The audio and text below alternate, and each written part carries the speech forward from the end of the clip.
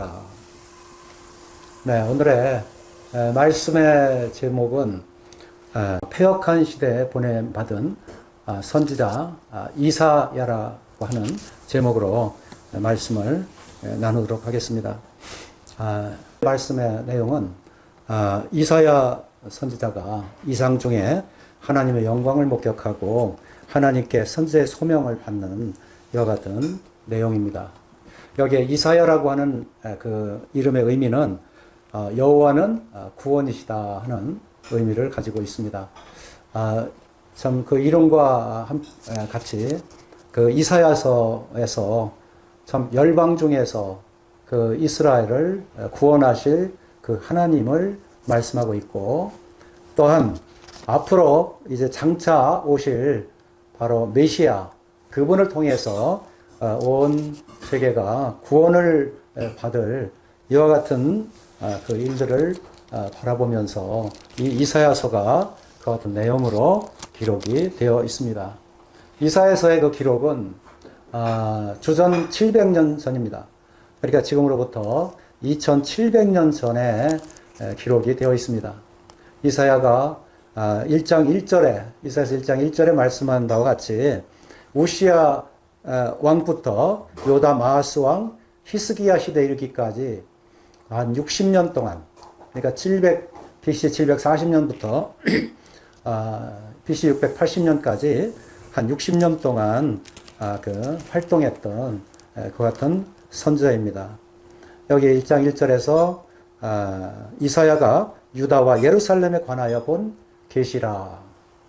그래서 이 유다와 예루살렘, 남유다에 대한 말씀을 본 계시를 말씀하고 있습니다.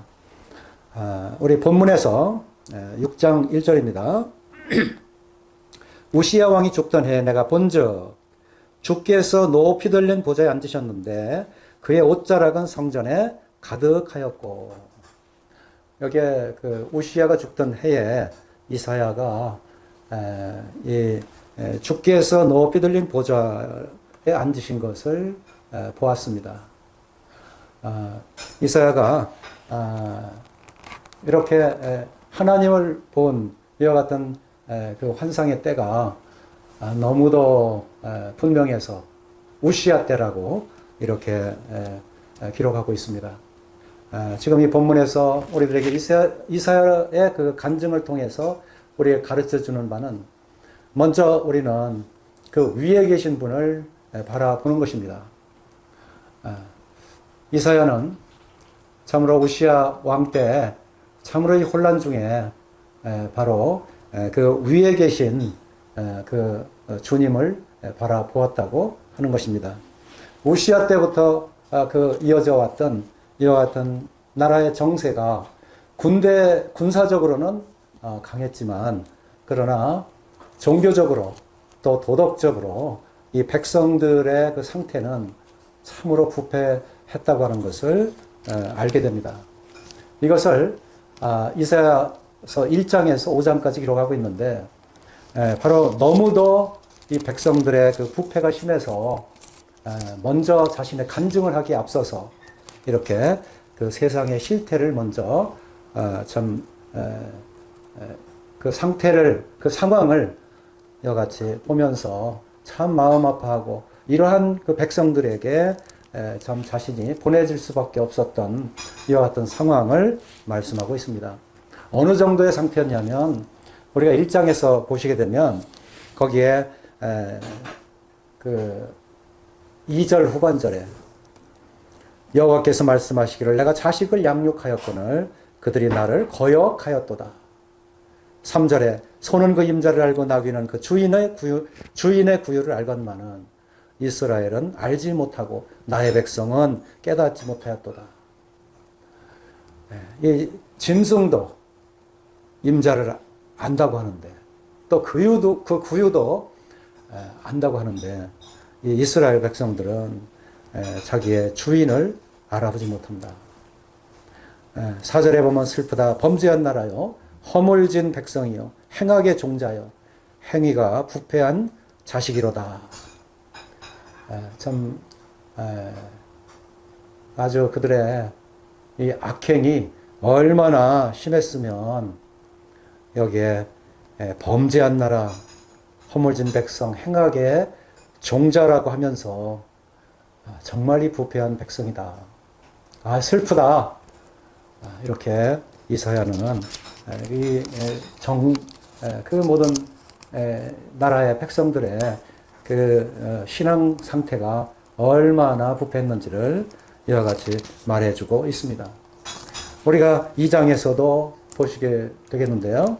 2장 6절에서 주께서 주의 백성 야곱 족속을 버리셨으면 그들에게 동방풍속이 가득하며 그들이 블레셋 사람들 같이 점을 치며 이방인과 더불어 손을 잡아 언약하였습니다. 그들이 동방풍속을 따라서 참 생활하게 되고 점을 치게 되고 이방인과 더불어 손을 잡아 언약을 했다고 하는 것은 그들과 함께 결혼까지도 했다고 하는 것을 말해주고 있습니다.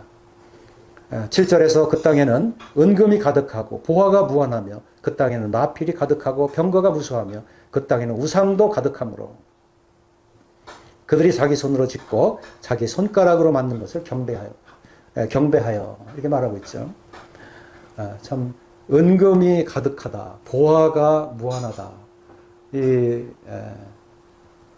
참 이 물질 풍요의 그런 시대다 하는 것을 보여주고 있습니다. 물질 만능의 시대. 그러나 그 가운데에서 그 땅에는 우상이 가득하다. 우상이 아주 만연되어 있는 이와 같은 모습을 가르쳐 주고 있습니다. 그리고 이제 3장에서 보게 될 때 거기에 3장에서 4절을 보시게 되면 그가 또 소년들을 그들의 고관으로 삼으시며 아이들이 그들을 다스리게 하시리니 백성이 서로 학대하며 각기 이웃을 잔해하며 아이가 노인에게 비천한 자가 존귀한 자에게 교만할 것이며 그리고 12절에 보면 내 백성을 학대하는 자는 아이요 다스리는 자는 여자들이라 내 백성이여 내 인도자들이 너를 유혹하여 내가 다닐 길을 어지럽히느니라. 이러한 그 질서가 없다고 하는 것은 참으로 공허한 바로 이와 같은 그 시대임을 말씀해 주고 있죠. 우리가 창세기 1장 2절에 볼 것 같으면 거기에 땅이 혼돈하고 공허하며 땅이 혼돈하고 공허하며 흑암이 깊음 위에 있고 어둠에 바로 그 같은 모습을 보여주고 있는데 바로 그러한 그 혼돈하고 공허한 상태를 말해주고 있는 것이죠. 이럴 때 하나님이 빛을 지으시고 이 땅에 모든 창조를 하셨던 것을 보게 될 때 이 무질서의 혼동이 얼마나 그 어지러운 세상인가. 여기에 그 인도자들이 너를 유혹하여 내가 다닐 길을 어지럽히느니라. 바로 이러한 그 시대임을 바라보게 될 때 이사야가 참 이러한 그 상황들을 보고 이사야는 먼저 하나님 앞에 먼저 나왔습니다. 그리고 이사야는 먼저 위를 바라보았어요. 하나님의 그 보좌가 있는 그 곳을 바라보았습니다. 거기에 본문에서 6장 1절에서 우시야 왕이 죽던 해에 내가 본즉 주께서 높이 들린 보좌에 앉으셨는데 여기에 주께서 높이 들린 보좌에 앉으셨다. 바로 그분을 바라보는 거예요. 이 세상을 바라볼 때는 모든 혼돈과 어지러움입니다.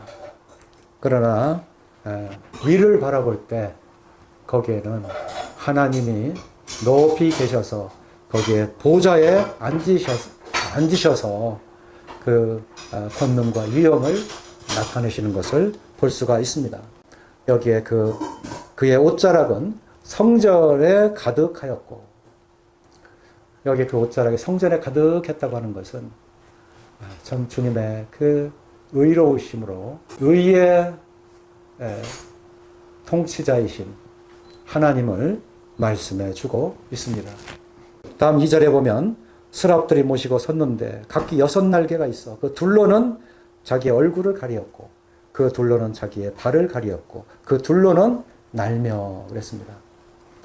여기에 그 날개 6 이것으로 둘은 얼굴, 둘은 발, 또 둘은 날르는 이와 같은 상황을 말씀하고 있는데 참 그 왕 앞에 신하가 얼굴을 들 수 없는 것처럼 그 주님의 그 위엄이 얼마나 크신지 감히 그 영광의 얼굴을 바라볼 수가 없어서 가리었다 이렇게 말하고 있습니다. 또 그 둘로는 자기의 발을 가리었다라고 말하고 있어요.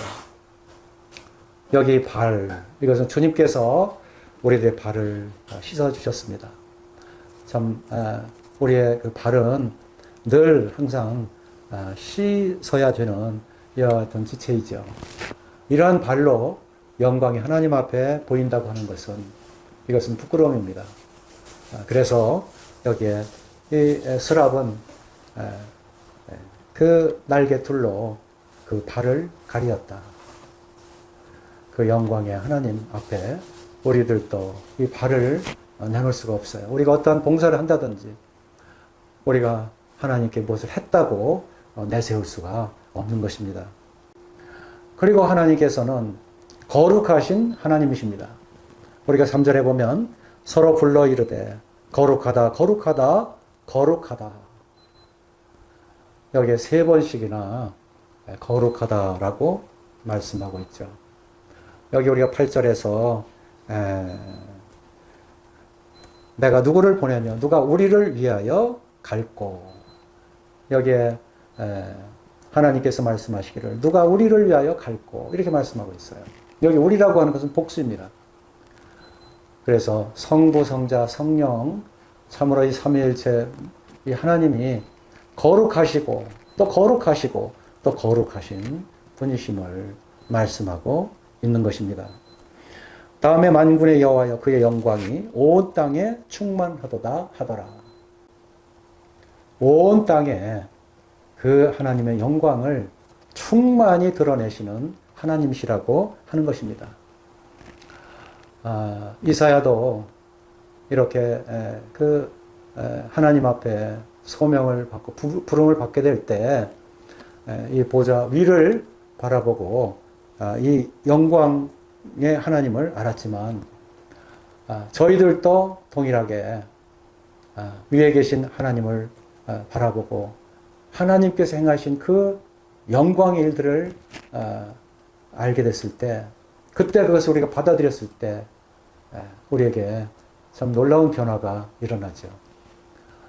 저희 같은 경우는 참 처음에 구원받고 딱 구원받는 순간 이 주위를 보니까 모든 게 하나님의 섭리예요. 하나님의 작품이더라고요. 모든 풀이며 나무며 모든 해와 달과 별들이 모든 만물들을 바라보게 될 때 와, 이것이 하나님의 세계구나. 이렇게 하나님의 영광으로 드러난 모든 것들이 다 이렇게 드러나는 거예요. 그리고 말씀을 보니까 이 말씀에서 또한 하나님께서 이 땅에 영광으로 일하신 모든 일들이 또 말씀으로 인해서 보이는 거예요. 얼마나 이 마음으로 참 감사가 되고 참 기쁨이 있고 참 희열이 넘치는지 이 위로부터 이와 같은 것을 하나님께서 주시지 않으면 우리는 알 수가 없었겠죠. 그러나 우리를 구원하시고 우리 속에 주님께서 들어오시니까 주님의 생명으로 살게 되니까 이제 살아난 영원한 생명을 가진 자가 되니까 하나님께서 그 만드신 모든 만물이 새롭게 보이고 그 영광이 충만한 것을 보게 되고 그리고 하나님의 말씀을 알아볼 때 하나님의 말씀이 막 깨달아지는 거예요. 너무너무 말씀이 감사한 거예요. 여기 하나님의 그 영광이 온 땅에 이 땅에도 하나님의 영광이 충만하다 하는 것을 이사야가 보았어요.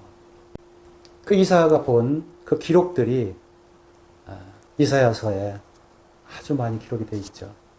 몇 가지 말씀을 드리면 7장에서는 14절에 주께서 친히 징조를 주실 것이라.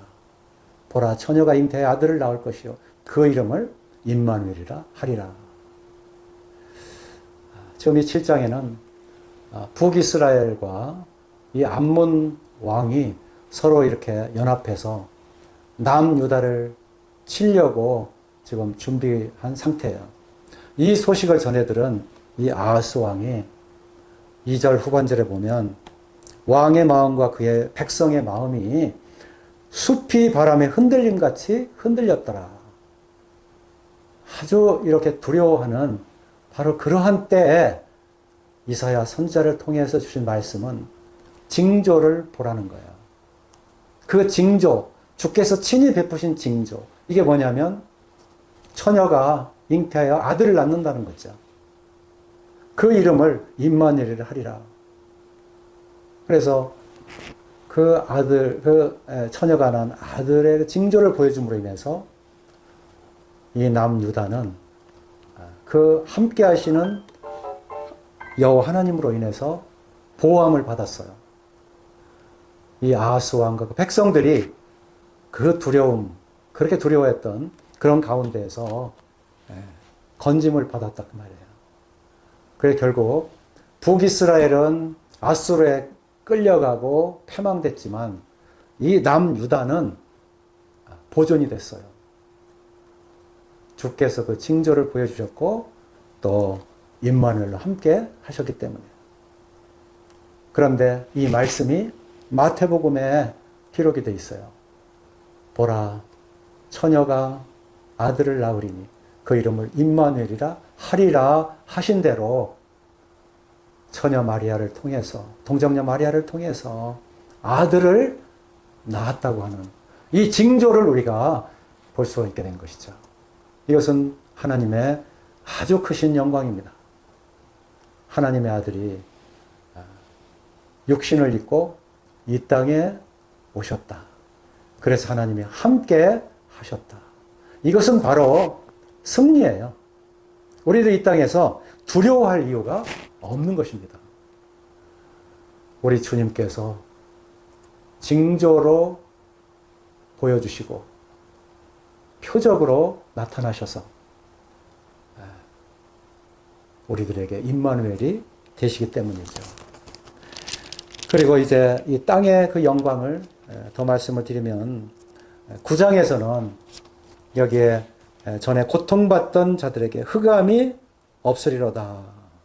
옛적에는 여호와께서 스불론 땅과 납달리 땅이 멸시를 당하였더니 후에는 해변길과 요단 서쪽 이방의 갈릴리를 영화롭게 하셨느니라. 이게 지금 9장 1절이거든요. 여기 2절에 보니까 흑암에 행하던 백성이 큰 빛을 보고 사망의 그늘진 땅에 거주하던 자에게 빛이 비치도다. 이건 하나님께서 보내신 그 어린 하나님의 아들, 그 아기 시절, 그 어린 아이를 바라보았을 때 그 아이의 그 이름을 생각하니까 거기에 기묘자라, 모사라, 전능하신 하나님이라, 영전하시는 아버지라 할 것입니다. 우리 주님, 이 육신을 입고 오신 그 주님이 바로 이러한 영광을 나타내시고 이 멸시받던 땅을 영화롭게 하셨느니라. 이 말씀을 이룬 거예요.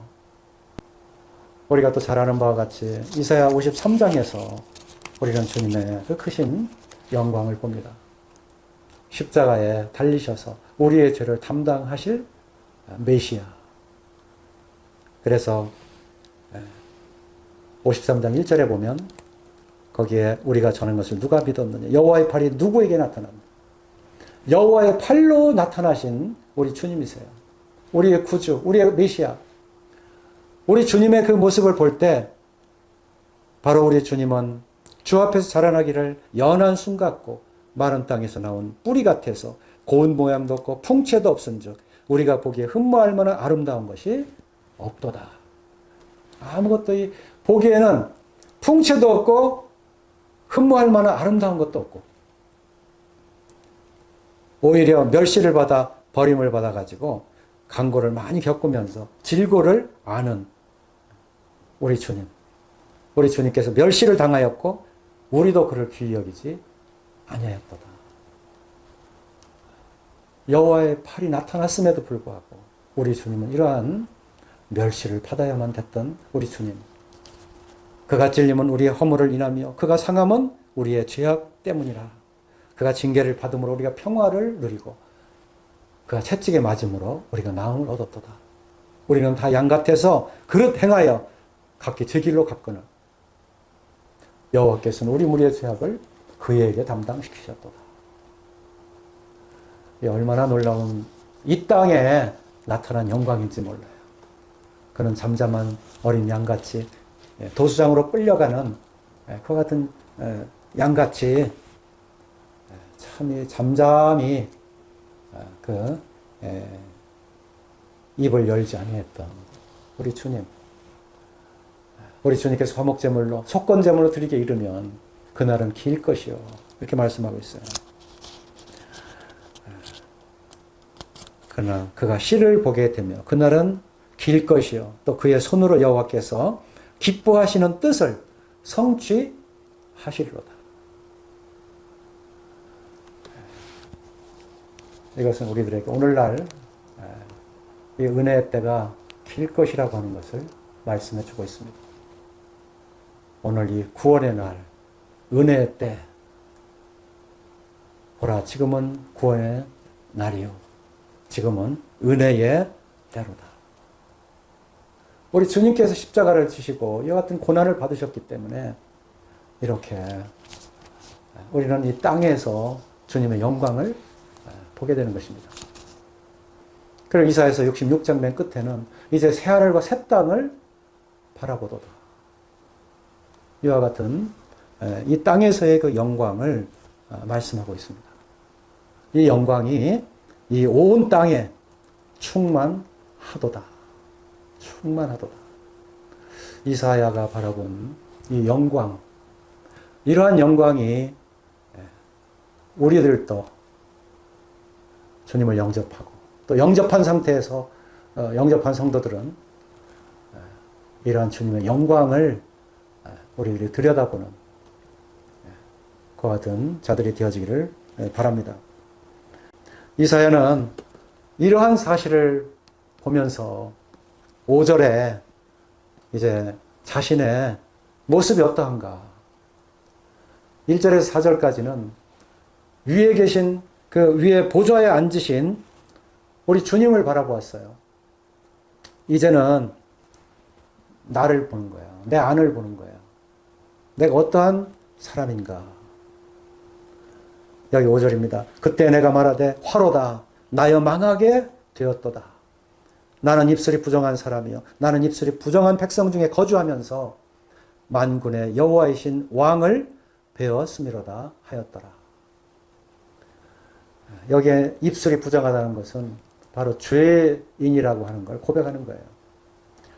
모든 음란과 부패와 이 속에 가지고 있는 그 더러운 것들이 전부 다 입으로 나와서 그것을 입술로 증거했다 하는 이와 같은 뜻으로 나는 입술이 부정한 자다. 나는 죄인이다. 결국 죄의 싹은 사망이라 하는 것처럼 결국은 화를 당하게 되는 여기에 내가 말하되 화로다 나여 망하게 되었도다. 망하게 되었도다. 베드로가 주님을 만나고 나서 주여 나를 떠나소서 나는 죄인이로소이다. 나는 죄인이기 때문에 가까이 할 수 없는 사람입니다.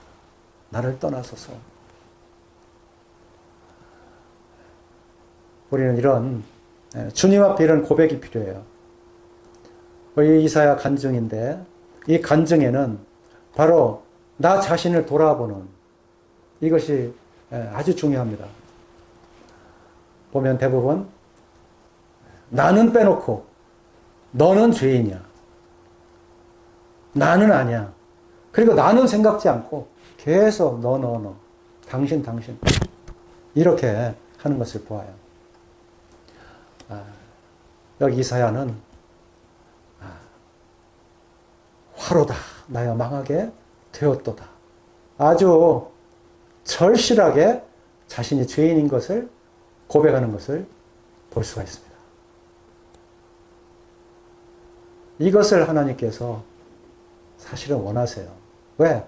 우리가 본래 죄인이기 때문에. 이제는 우리의 본질상 진노의 자녀임을 이제 발견한 거예요. 내가 나를 발견한 거예요.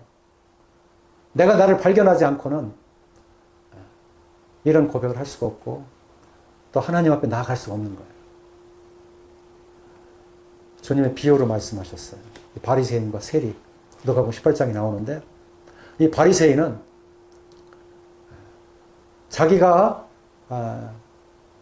이 불의하지 않았고 탐욕을 품지도 않았고 자기는 간음하지도 않았고 일주일에 2번씩이나 금식하고 그리고 11조도 드린다고 오히려 세리를 불쌍하게 여기는 그런 자였어요.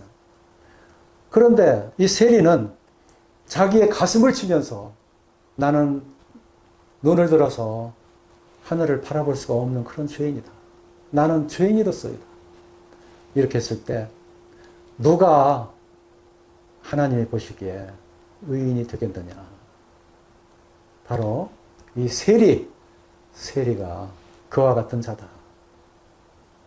그러면서 이 비유를 통해서 이 바리새인보다 세리가 나음을 주님께서 가르쳐 주셨어요. 바로 이렇게 자신을 이렇게 바라보고 나는 죄인이로소이다 하는 이와 같은 사랑. 내가 부정한 줄 아는 거. 이사야는 이와 같은 고백을 했던 것이죠.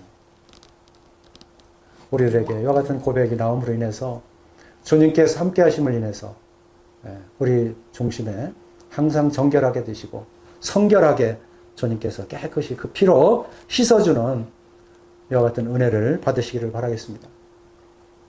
다음은 6절 7절입니다.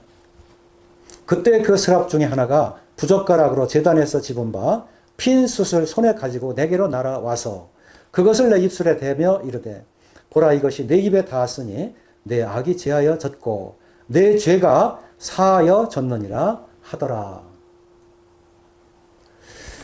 여기 스랍이라고 하는 의미는 이 불태우는 자다 그런 의미입니다. 불하고 관계가 있어요. 그래서 정결하게 하는 자다 그런 뜻이 있어요. 그래서 불로 태워서 정결하게 하는 여기에 지금 계속 불에 대해서 말씀하고 있어요. 여기에 부젓가락으로 제단에서 집은 핀 숯을 손에 가지고 내게로 날아와서 이사야가 나는 망하였도다. 나는 이제 부정한 자다. 나는 죄인이로소이다. 이런 고백을 바로 하게 할 때 그때 바로 스랍이 지금 이 부젓가락으로 핀 그 숯을 손으로 가지고 날라와서 이사야 입술에 댑니다. 여기에 제단에서 가져온 그 핀 숯. 이것은 오직 제단에서 이 불을 가져와야 돼요. 다른 불은 소용이 없어요. 그거는 부정한 불이에요. 아비와 나답이 아론의 아들 아비와 나답이 이 다른 불을 피우다가 그들이 즉사에 죽었어요. 이건 부정한 불이에요. 그러나 이 제단에서 그 집은 바 핀 숯 이걸 직접 손으로 가지고 와서 내게로 날아와서 이사 입술에 댔다고 하는 이것은 바로 그 불은 이 죄를 사하는 그런 불입니다. 바로 이 핀 숯에 이 지펴진 그 불은 바로 우리 주 예수 그리스도의 그 십자가의 불을 의미하고 있습니다. 왜냐하면 주님께서는 십자가에서 번제가 되셨거든요. 번제물. 이 번제라고 하는 것은 이 태울 번자예요. 불에 태우다. 이게 번자가 태워서 제물로 드리는 것을 번제라고 그래요.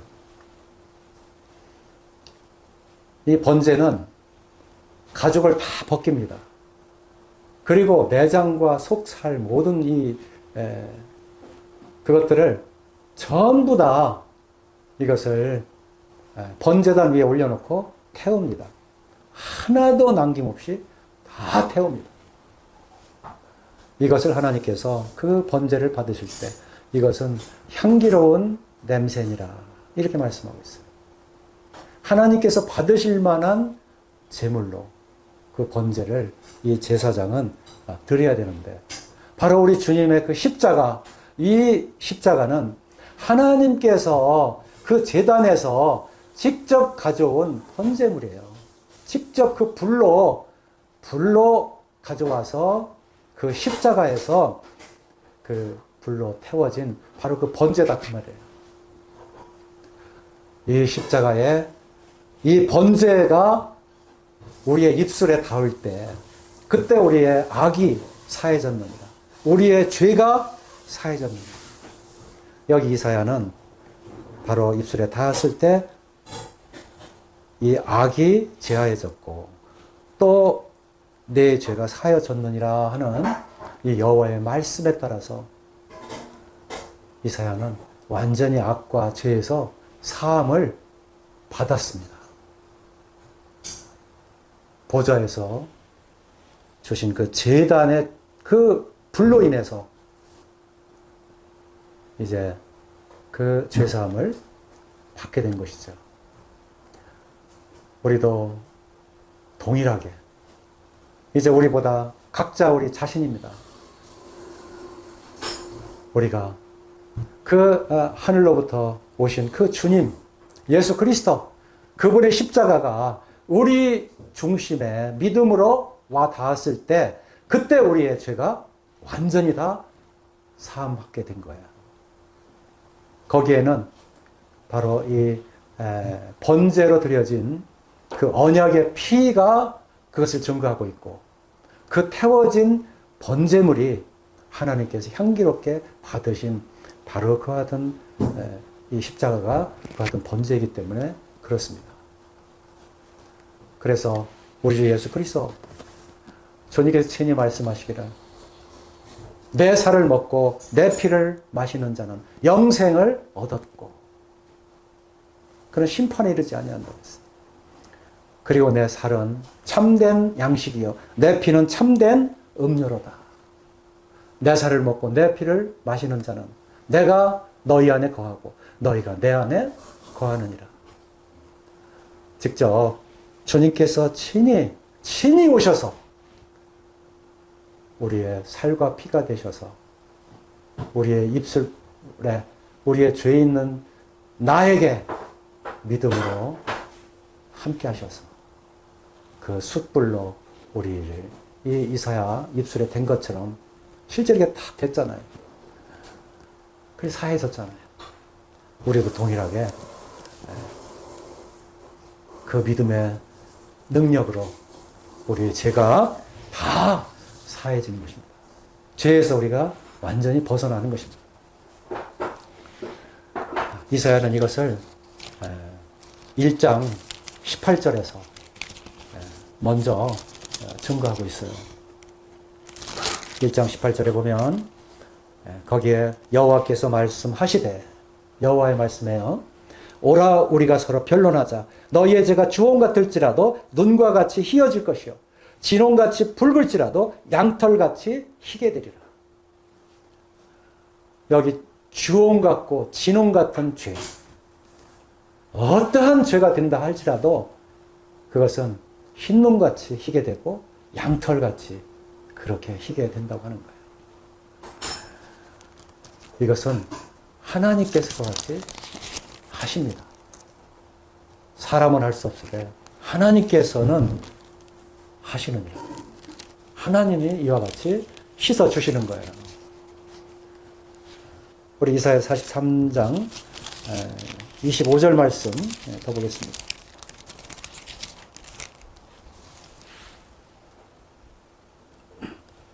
나 곧 나는 나를 위하여 내 허물을 도말하는 자니 내 죄를 기억지 아니하리라. 여기 나는 하나님이십니다. 하나님이 나를 위하여 내 허물을 도말하는 자다. 나를 위하는 것은 하나님의 영광을 위한 것이에요. 하나님은 창세 전부터 언약을 해놓으시고 만약에 이 일을 이루지 못하면 이거 하나님이 언약을 지키지 않는 것이잖아요. 하나님은 이 영광을 얻으셔야 돼요. 그리고 우리 주님 예수 그리스도께서 우리 중보자가 되셔서 이 땅에서 십자가를 지셔야 돼요. 그렇게 함으로 인해서 하나님도 의로우시고 또 예수 그리스도를 믿는 자, 이 믿는 자도 의롭게 되고 이것을 하나님께서 정해 놓으셨어요. 우리 주 예수 그리스도를 통해서 구원해 주실 것을. 그래서 만천하의 구원 얻을 이름을 하나님께서 예수 그리스도 이름 이외에는 주신 적이 없다. 다른 길은 없는 거예요. 그래서 주님은 나는 길이요 진리요 생명이니 나로 말미암지 아니하고는 아버지께로 올 자가 없느니라. 예수님 외에는 길이 없어요. 바로 우리가 본문 6절, 7절에서 바로 이사야가 죄사함을 받았다 하는 이와 같은 간증을 하는 것을 보게 돼요. 이게 바로 자기를 살핀 거예요. 자기 안을 쳐다본 거예요. 첫 번째는 위를 보라 그랬죠? 이제 두 번째는 자기를 봐야 돼요. 그리고 이제 세 번째, 그것은 8절입니다. 내가 또 주의 목소리를 들으니 주께서 이르시되 내가 누구를 보내며 누가 우리를 위하여 갈고 하시니 그때 내가 이르되 내가 여기 있나이다. 나를 보내소서 하였더니 여기 세 번째는요. 밖을 봐야 돼요. 그 주위를 봐야 돼요. 우리 이웃을 봐야 돼요. 이사야는 이 이웃들을 바라보았습니다.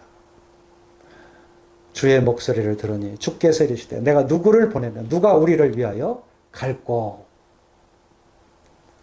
그때 내가 이르되 내가 여기 있나이다. 나를 보내소서. 여기에 내가 여기 있나이다. 이렇게 주님 앞에 자신이 나가야 되는 것입니다.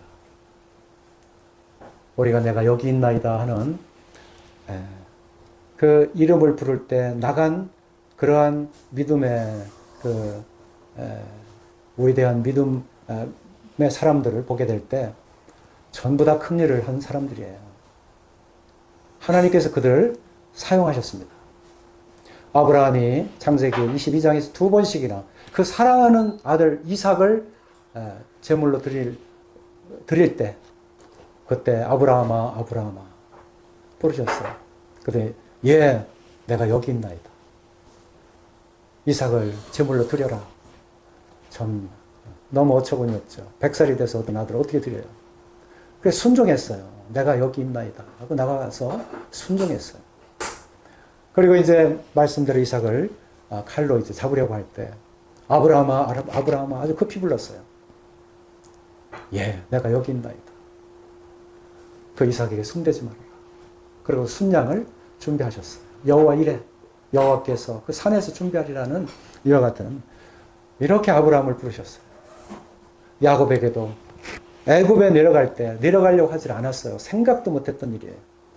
근데 하나님께서 나타나서 야곱아 야곱아 야곱 20년 동안 자기 외삼촌 집에서 생활할 때도 야곱을 했어요. 내가 여기 있나이다 그랬는데 애굽에 내려갈 때도 야곱을 불렀어요. 그때 내가 여기 있나이다.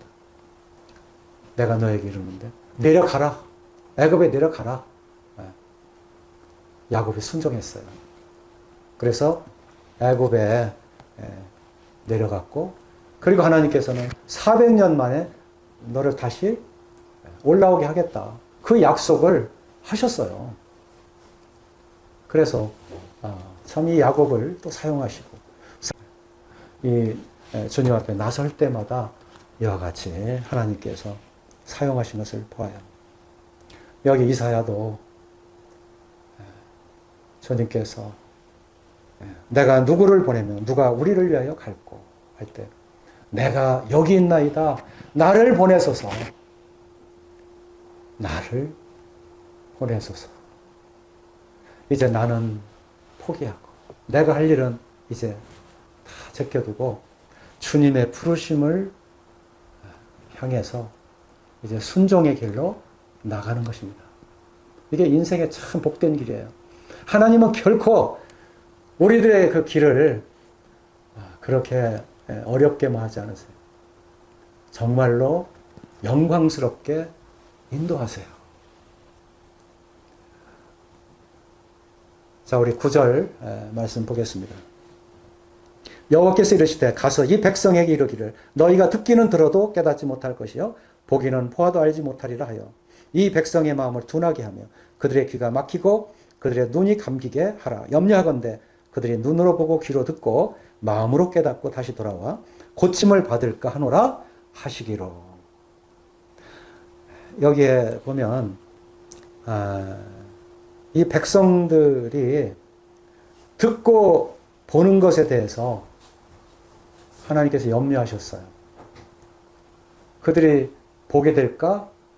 듣게 될까? 오히려 그렇게 되면 좋은 거 아닌가 이렇게 생각이 드는데 여기에 하나님께서는 그걸 염려하건대라고 말씀하고 있어요.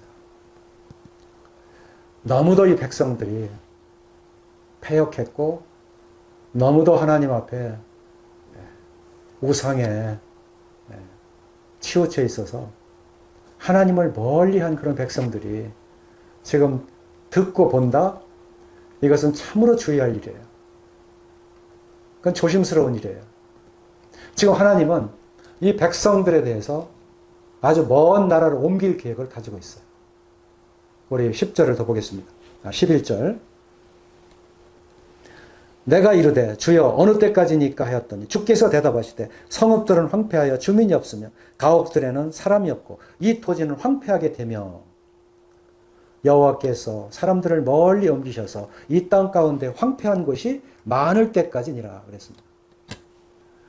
참 주님께서 친절하게 이사야가 주여 어느 때까지니까 하고 물으니까 바로 이때까지니라 하고 대답하셨어요. 그 대답이 바로 성읍이 황폐되고 주민이 없고 가옥들이 사람이 없고 이 토지가 황폐되는 그러한 때까지다. 여호와께서 사람들을 멀리 옮기셔서 이 땅 가운데 황폐한 곳이 많을 때까지니라 이렇게 말씀하셨어요. 이 황폐한 것이 많을 때까지. 그래 완전히 황폐될 때까지. 심지어 13절에 그 중에 10분의 1이 아직 남아 있을지라도 이것도 황폐하게 될 것이나 그랬어요. 그 완전히 황폐될 때까지 그때까지라고 이 기간을 말씀하신 거예요. 그러니까 이 혹시나 눈으로 볼까 귀로 들을까 이러한 패역한 자들은 지금 사실은 이 바벨론 포로로 잡혀가게 할 이제 이 예루살렘 땅은 여기는 아주 황폐하게 될 거예요. 완전히 황폐하게 될 거예요. 완전하게 황폐되기까지 하나님께서는 그때까지라고 기간을 정하셨어요. 그러니까 여기에 남아있는 백성들이 10분의 1이 된다 할지라도 그들까지도 황폐하게 되는 그들은 10분의 1의 그 사람들은 하나님을 참 충성스럽게 섬기는 그런 남은 자들이에요. 그런데도 불구하고 그들까지도 시험을 거쳐야 되는 그런 환난을 통과해야 되는 이런 그 어려움들을 감당하도록 그와 같이 하셨어요. 그렇게 황폐하게 하신 그것을 보게 될 때 지금 여기에 보려고 하고 들으려고 하는 사람들에 대해서 완전히 낮아질 때까지 그들이 참으로 그 마음에 하나님이 함께하고 하나님을 깨달을 수 있을 때까지 그들을 징계하시는 거죠. 그때까지는 이 보거나 들을 수 없게 이와 같이 하시는 거예요. 근데 오늘날 우리들에게는 우리 주 예수 그리스도를 통해서 예수 그리스도를 영접하는 자, 곧 그 이름을 믿는 자들에게는 하나님의 자녀가 되는 권세를 주셨다. 이는 혈통으로나 육정으로나 사람의 뜻으로 나지 않았다는 거예요. 이들은 하나님의 뜻으로 난 자들이다. 이런 지금 은혜를 주신 거예요. 보라 지금은 구원의 때요. 보라 지금은 은혜의 날이로다.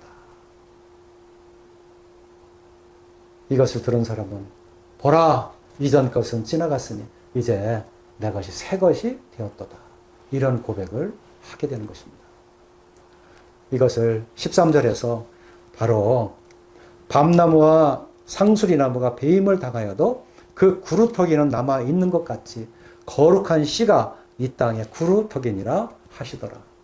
여기 거룩한 씨가 최후까지 남은 자들, 그리고 오늘날 우리 주 예수 그리스도로 말미암아 이 구원의 날 은혜의 때 새로운 피조물이 된 바로 그 구원받은 자들, 이들을 하나님께서 남은 자로 이 땅에 두시고 주님께서 공중에 나타나시는 그날에 죽은 자로부터 살은 자까지 다 공중에서 주님을 영접하게 하신 것입니다.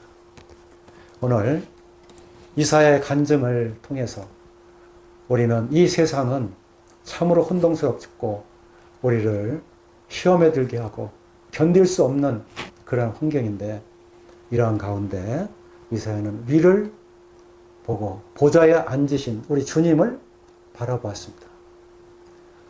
우리들에게 어디를 바라보아야 하는지 가르쳐 주고 있습니다. 그리고 이사야는 자신을 보았습니다. 내가 이제 망하였도다. 화로다.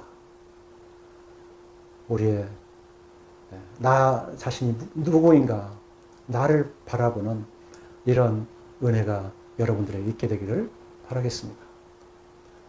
그리고 이제 마지막 여기 내가 누구를 보내며 누가 우리를 위하여 갈고, 여기에 이사야는 내가 여기 있나이다. 나를 보내소서. 누구를 위해서? 마지막 남은 구루터기, 이 남은 자들, 예수 그리스도를 영접하는 자, 이들에게 복음을 전하기 위해서 나를 보내소서. 내가 여기 있나이다. 이사야의 고백과 같이 우리가 내가 여기 있나 하고 주님 앞에 나서는 기회가 되시기를 바라겠습니다. 감사합니다.